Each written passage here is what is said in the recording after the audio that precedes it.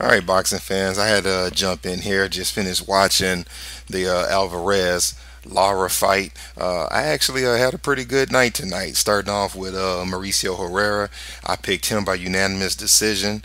I followed that up with Vargas. I took him over Juan Ma. I actually picked him by decision, but if you saw the fight tonight, you see that he won by TKO.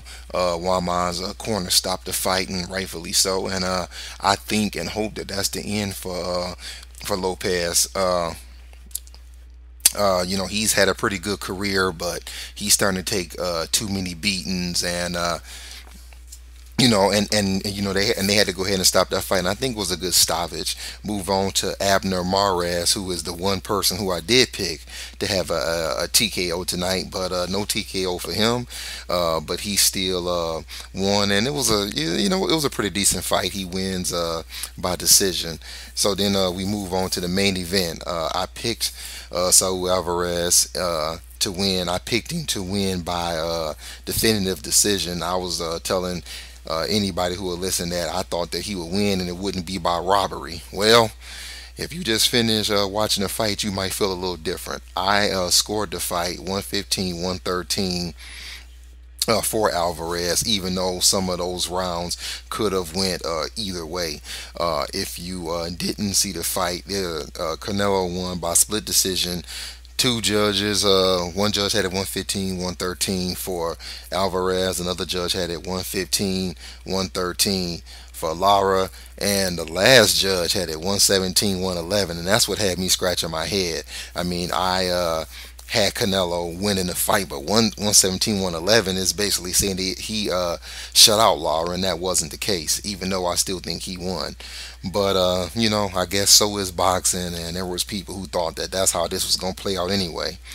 So Alvarez gets the win, and now he moves on. He still says that he's not moving up to middleweight, even though he could still be eyeing Miguel Cotto, who is right now the recognized middleweight champion. As for Lara, he goes on, and I don't know who he can fight from here. I still don't know who would want to get in the ring with Lara. I still give Alvarez credit for having the stones to want to get in there with a master boxer.